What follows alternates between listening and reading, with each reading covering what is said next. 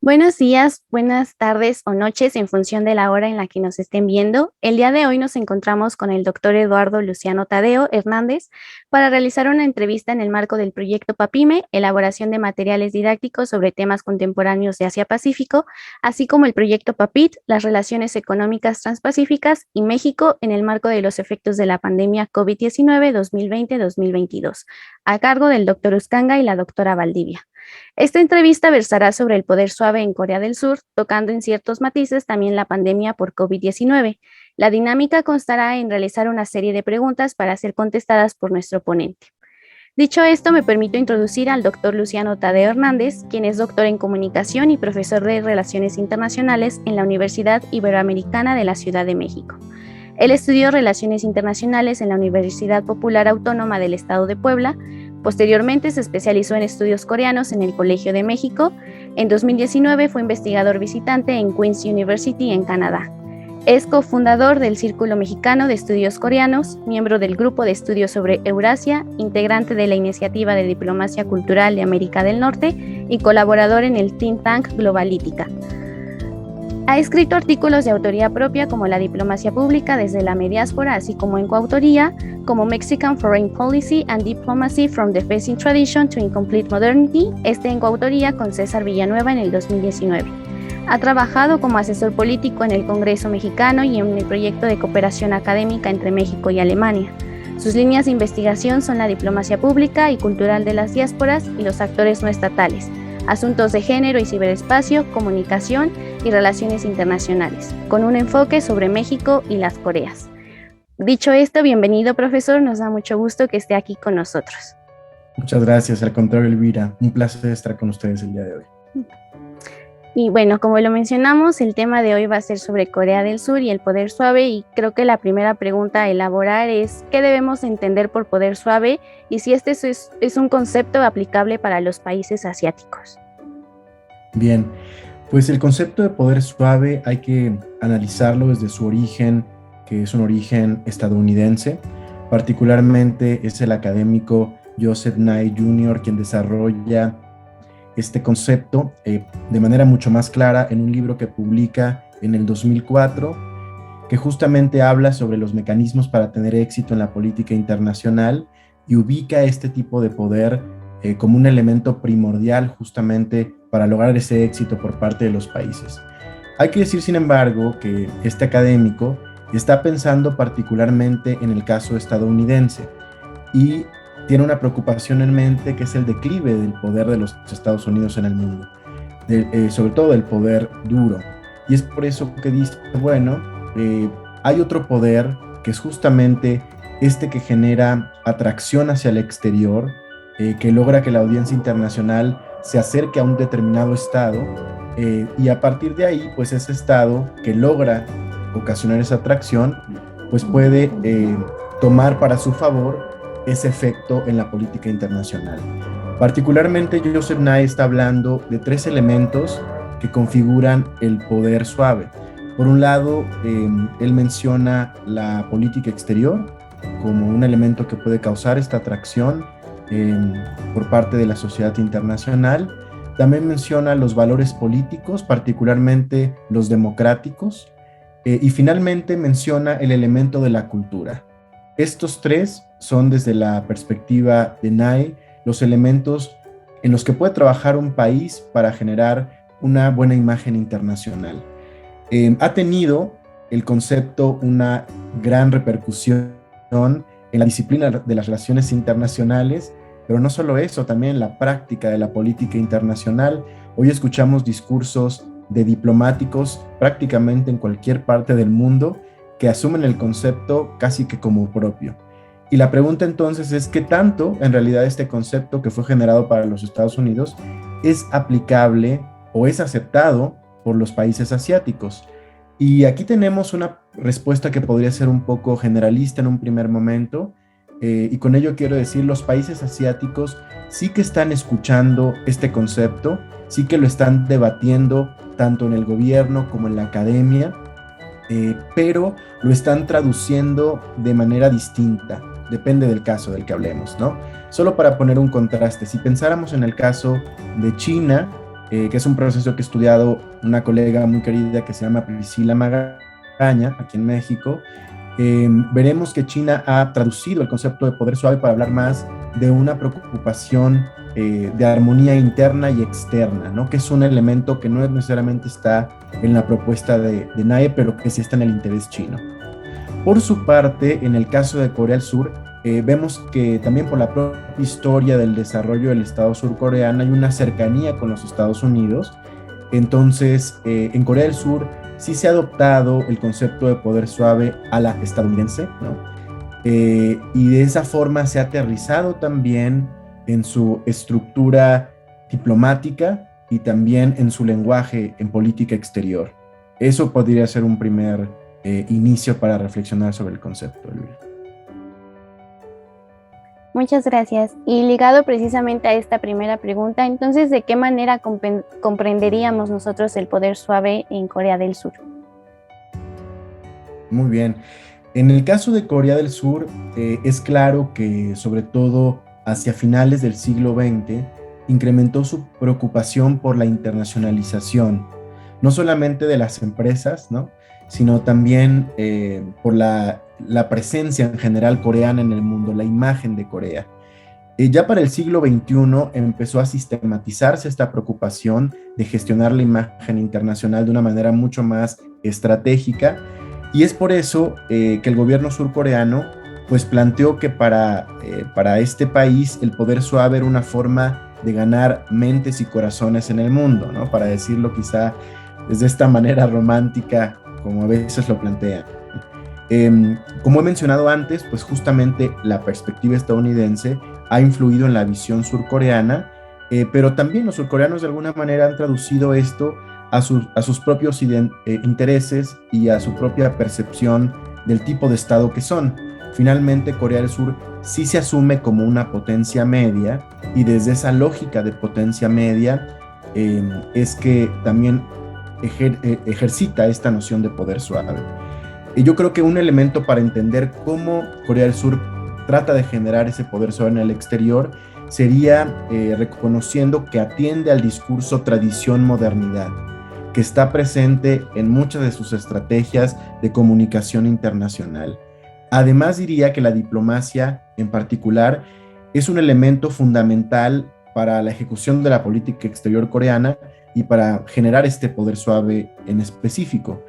En particular, en la actual administración surcoreana del presidente Moon Jae-in, lo que vemos es que inclusive el poder suave ha sido considerado un elemento primordial para proyectar al país en el exterior, pero también para mostrar un compromiso con asuntos globales. Es decir, no se trata solamente de mejorar la imagen surcoreana, hablando de la cultura coreana, por ejemplo, sino también haciendo énfasis en estas otras perspectivas que tienen que ver más con su compromiso internacional o su compromiso global. Y precisamente hablando como de esta cuestión de la tradición y modernidad y la diplomacia, ¿nos podría mencionar algunas estrategias surcoreanas para la generación del poder suave? Sí, por supuesto. Para empezar, yo creo que el poder suave en Corea del Sur ha sido traducido de manera operativa en algo que se denomina diplomacia pública. Particularmente, la diplomacia pública es concebida por el gobierno surcoreano como el tercer pilar de la política exterior. Y desde ahí ya vemos cuál es el interés del gobierno surcoreano en este tipo de diplomacia. Hay que entender la diplomacia pública como un ejercicio de comunicación internacional para generar un ambiente favorable, en este caso para Corea del Sur.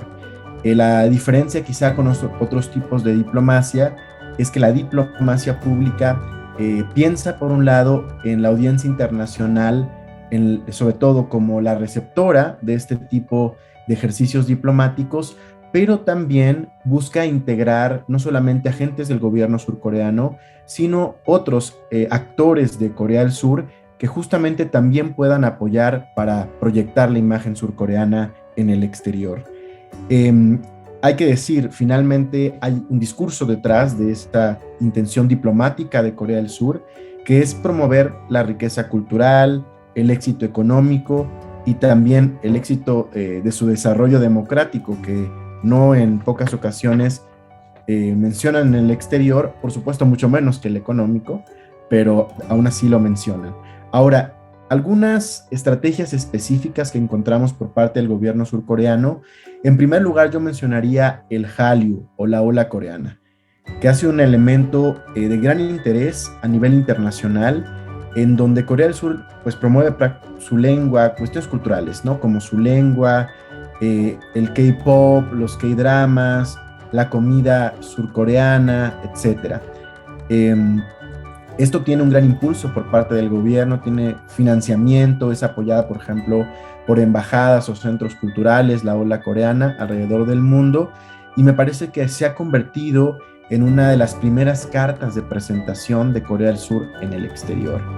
Hay otro elemento que mencionaría, que es la promoción de los estudios coreanos en el mundo. Hay por ahí instituciones como la Academy of Korean Studies y también la Fundación Corea, que han apoyado o incentivado los estudios coreanos en el mundo, inclusive aquí en México, inclusive en América Latina.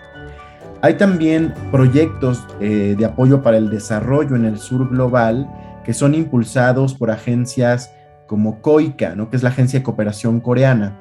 Y a mí me parece que este ejercicio también es una forma de generar un atractivo al ser ver que Corea del Sur puede apoyar, ¿no? Como un socio confiable al desarrollo en los países del sur global. Otros elementos podrían ser la educación y los intercambios, la invitación a líderes políticos y académicos a Corea del Sur, que es una práctica muy común dentro del mundo diplomático. Y también yo mencionaría, ¿por qué no?, el tema de la cooperación parlamentaria como un elemento que ha servido justamente para acercar a las élites y a partir de ahí generar imágenes diferentes, ¿no? Distintas sobre los asuntos internos, inclusive de Corea del Sur.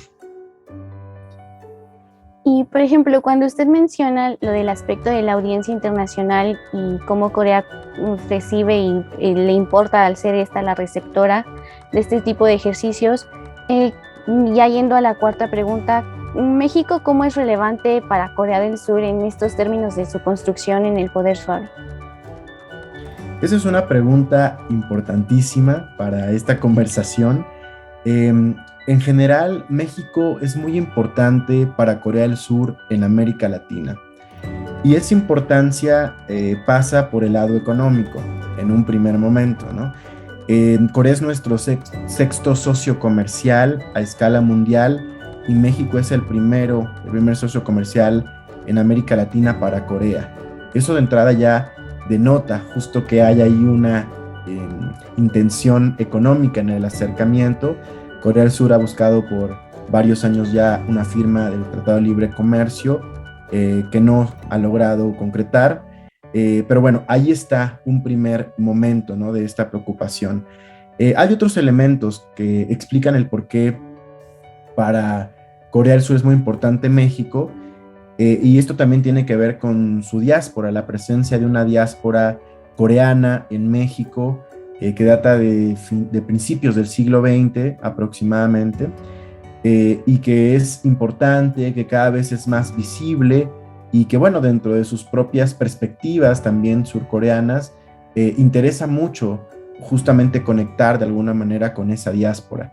Entonces aquí hay justo una población, digamos, importante vinculada con ello. Otra razón más tiene que ver con la audiencia internacional, justamente, ¿no? Con la respuesta que ha tenido por parte de los mexicanos Corea del Sur. Y es que en México en particular se han creado de manera excepcional muchos grupos de fandom, muchos grupos de fans justamente de la música coreana en particular. Estos grupos tienen cada vez también más influencia en la relación cultural Y esto se puede ver muy interesante con un ejemplo específico.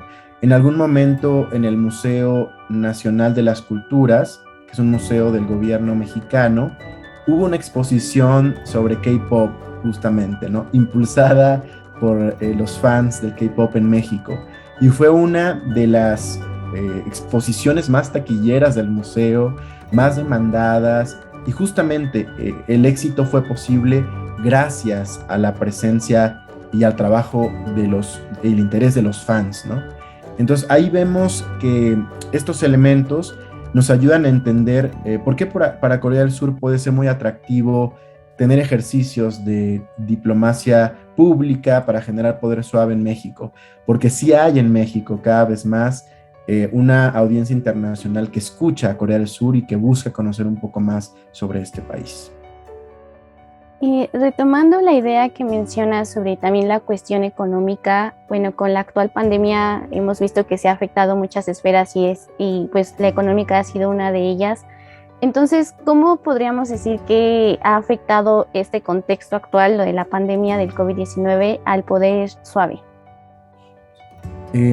Sin duda, la pandemia es un elemento analítico que no podemos dejar de lado, ¿no? Porque seguimos además en ella.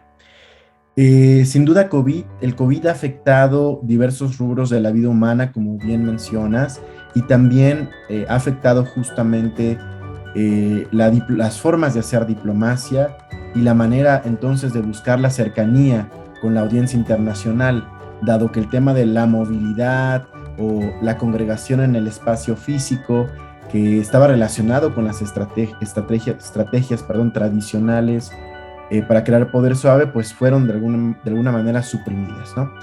En ese sentido, hay que decir como antecedente que este virus tuvo un impacto muy importante sobre la idea del mundo asiático, las representaciones del mundo asiático, prácticamente en todas las partes del globo, ¿no?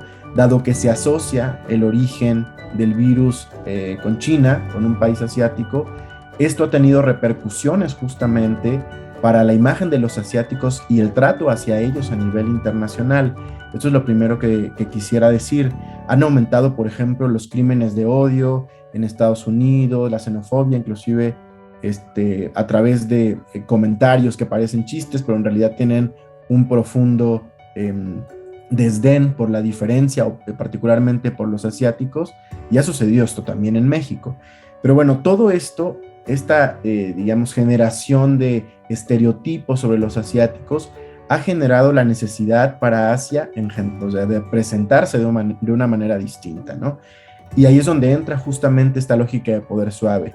Cómo bajo esas condiciones se puede seguir avanzando sobre el proceso. Particularmente Corea del Sur tiene una ventaja en este sentido.